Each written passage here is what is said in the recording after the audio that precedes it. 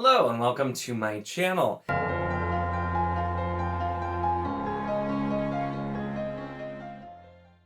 In this video, I am going to be talking about Sleepwalking mostly, with a little bit of Lullaby too, and that is, I said them in the wrong order, but books 2 and 3 in the Nightmareland Chronicles by Daniel Barnett. Oh my gosh, have I been loving this series so far. So you may have seen I did do a review for Nightfall, the first book, which was a spoiler-free review, which I'll link down below. But this is one where I was specifically told about this from Andrew, and I know he heard about it from Leslie. I'll link both their channels because I think they've both done some content on the Nightmareland Chronicles as well. And I was kind of like in a slump and decided to read Nightfall, and it just blew me away. This is not the kind of thing I typically read at all. This is very much horror, although it's got it has a little bit of a sci-fi feel at points, which is some of the things that happen, but it is very much primarily horror, which is not a genre I typically read or enjoy. So I have just been blown away with how much I've really been enjoying the Nightmareland Chronicles so far. So this video, I will start off briefly with some non-spoiler stuff, but then I do want to kind of break into spoilers since I'm going to be talking about books 2 and 3. Once I get to that section, there'll be spoilers for basically the whole series, but I will make sure to have that noted, and there'll be timestamps so that you can know when to stop and skip past the end where I kind of summarize. But there's a lot to talk about and unpack with these books, so I just wanted to note that ahead of time. So we had with Nightfall, the first book, where the big event happens, and it's basically the sun goes out in the middle of the morning. There's just utter blackness, and people are going crazy. Chaos ensues, and we're following John, who's like a badass alcoholic who's sober and desperately wants to get to his family. And then we follow Mariah too, and they're intermeshed, and she is a bartender and has a lot of things going on as well. And the first book it felt like mostly John. We were focusing a little bit on him. We don't find out a ton about his backstory, but we definitely find a lot. And then with Mariah too, we get some of her backstory also. Lullaby really, though, was more of her book. It focused on her a lot more as a character and kind of developing her and having her kind of reach her breaking point as we move in. And then Sleepwalking was the book where really we start to kind of open things up a little bit. We were looking at a pretty narrow scope for the first two. Sleepwalking is the longest. It's probably twice as long as the first two. Not combined, like about twice as long as either one. And I read them both, all three, on Kindle. So like the first two are about 2-hour reading time. The third one was about 4, although I'm pretty sure I got through it quicker than that because I could barely put it down for the most part when I was reading it. But really, this is just a fascinating world and finding out more and more about what is going on. It seems like this is going to be one of those series where you really don't find a lot of answers until you get very far, but there's definitely enough given to you to really make it work for me. Now, I will say, Daniel Barnett likes to make you feel uncomfortable. I ended up giving Lullaby 4 stars because of a couple of specific scenes that just made me so uncomfortable. I'm like, come on, man, I don't want to read that. It was really good, don't get me wrong, but he likes to make you feel uncomfortable. He succeeds at it very well with doing it. Sleepwalking, though, although there were definitely some uncomfortable scenes, I really enjoyed this, and I jumped back into 5 stars because the way the world is being built out, just the very clever way things are being very slowly revealed. There's an addition of a new character in the third book as well, which I wasn't really sure how I felt about at first. And I guess technically no, the character is introduced in the second book, but we didn't see them a whole lot until this one, and they become a little bit more of a main character in this book as well. So we're still kind of expanding, seeing the world and seeing what's going on. And so I cannot wait to finish the rest of these. I meant to read all of them in October. That was my goal. Certainly didn't happen. But so I did read Lullaby in October, but I didn't get to Sleepwalking until this month, obviously. So I do want to read the rest probably by the end of the year. And I think this should be doable because none of them are terribly long, but I have a lot of other stuff I want to get to as well. So we'll just have to see. But I'm so excited to see where we go from here. So from here, I'm going to jump in and talk some spoilers. Just talk about the things that I find so interesting with what's happening and kind of talking about some thoughts about what may be coming soon, and just some things that I really, really loved, and a couple of things that I took from the book so far. So be aware from this point up until the end of this chunk and the timestamps, we'll be talking some spoilers. With no further ado, so I mentioned, of course, that Lullaby was Mariah's book, and that's where John is injured after like physically destroying the radio, which was pretty awesome, and then her trying to stitch him up and just go onward. And she really like goes through like the veil of sanity in a lot of ways.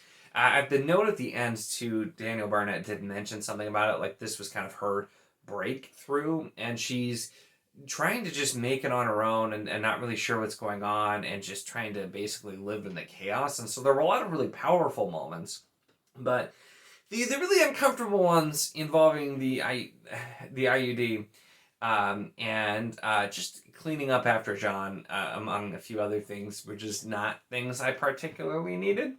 So I would have been okay without that. But the things that are accomplished, just kind of seeing her struggle to remain sane and to keep moving forward, was really, really fascinating. And then in Sleepwalking, I liked that we get to see some other people, because we know that not necessarily everyone is down and out. In Nightfall, some people just kind of went crazy right away. Some people ended up killing themselves. And then Lullaby, we see that basically through any sort of electronics, TVs, radios, anything with a screen or with sound, a lullaby was coming out and putting everybody to sleep. And they basically fall asleep with just a smile plastered to their face. And then they're not really able to wake up anymore. And we start to learn more about basically like their nightmares start to kind of like come out. And that was something that's super interesting. We still don't really know what caused this, but we're learning a lot more of the effects. Night falls, and then the lullaby happens, people fall asleep, and then the nightmares start to really come out. And so the whole Nightmareland Chronicles, it starts to be much more literal, as we see in especially Sleepwalking, that to some degree, like the nightmares can become real.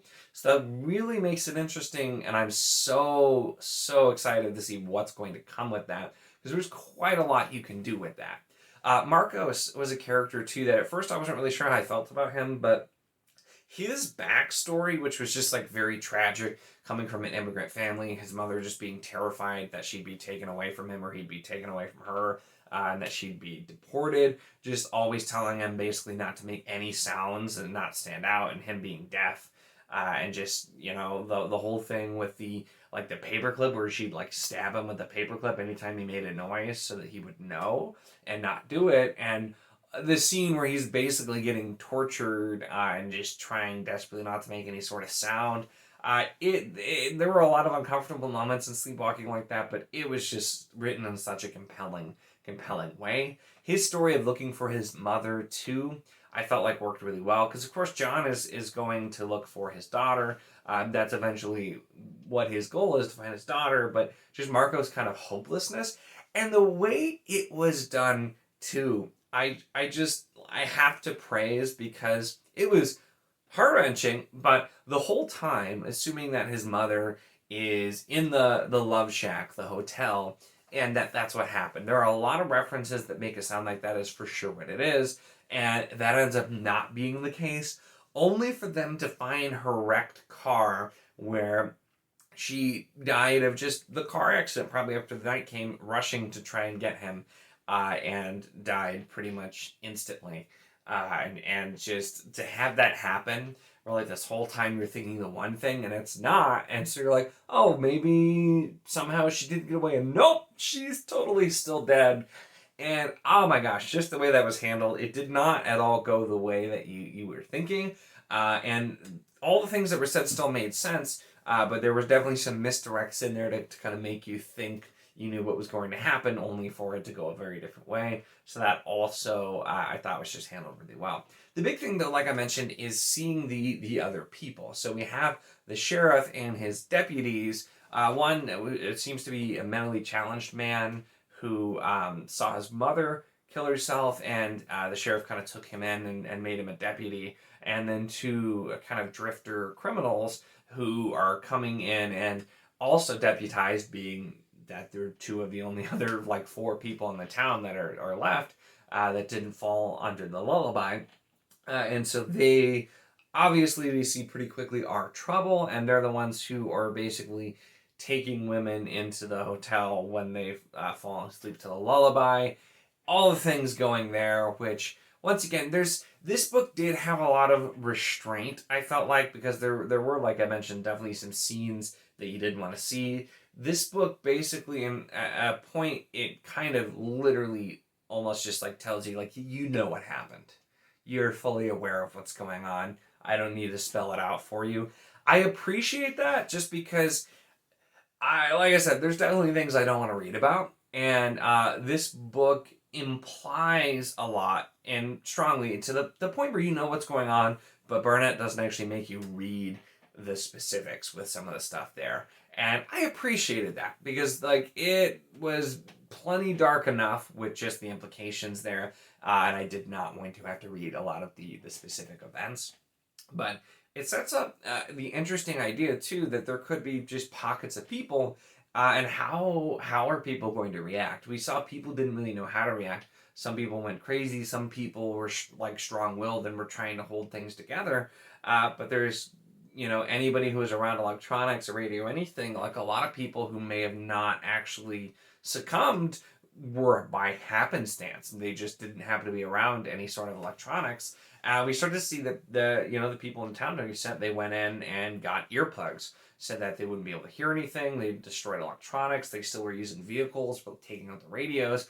And there is kind of, to an extent, a way to live. And there's this impending dread that how long is it going to last? Nobody's maintaining like power plants or anything like that. So eventually, electricity is going to go, and then that's going to really change the landscape. I don't know if we'll see where we get to that point, but that's another thing too, with just kind of all of the basic necessities are there, and it's almost like which granted you do see that some of the people who fall asleep can kind of sleepwalk the nightmares, so it gives you kind of the feel at points of like a zombie apocalypse world, in my opinion, although it's very different. It's not something that, they are kind of zombies in a way, even though they're not technically dead when they fall asleep. But they are just kind of like mindless zombies, just kind of wandering or just staying. And so you get that feel, but still the bulk of the population is probably incapacitated completely. So things are only going to get worse. And it sounds like the next book, The Flashlighters, is going to involve a run-in with like a religious group or something or like some sort of cult that has formed after these events too. So I think that's going to be interesting, getting more interactions there, because I loved the first 2, which were more individual stories of just people surviving, trying to figure out what's going on. But I think it worked really well to pull in other people, because that chaos does make sense. And you're going to have people who, when the world is ending, they're going to take whatever they want, do whatever they can. And you're also going to have some people who are still going to try and help. But, it's hard to tell who's going to win in a situation like that. Also, once again, just because we really don't know at this point how widespread this is. Presumably, it's the whole world, but, we don't technically know. I think there was actually like an offhand comment that somebody like contacted somebody across the world in another country, and that the sun was out there. So this could just be in the U.S. And what the implications of that would be, once again, we don't know. But it'll be really, really interesting to just see where this goes. And like I said, I'm fascinated to read this. I have enjoyed the first 3 books quite a lot. And it's hard for me to recommend because I don't really read things like this. So that's why with like Nightfall, I just said, just read it. Just give it a try, because I think Nightfall will suck you in. It definitely did for me, and the other 2 books have really maintained quality. It's just eerie, it's dark, and it draws you in such a great way. And these are definitely books I recommend reading. Like I said, they're very short. I'm so fascinated to see where this is going to go and read the rest of them. It is an ongoing series. I think the 7th book is going to be coming out here soon, though. So there's quite a lot to get through with it, too. So I know sometimes people don't like starting things, but you do get also a good ending, I would say, typically with each book. Like, there's still a lot happening, but you get the satisfaction. You're not getting, like, cliffhangers, which is also appreciated, I think, for ongoing series.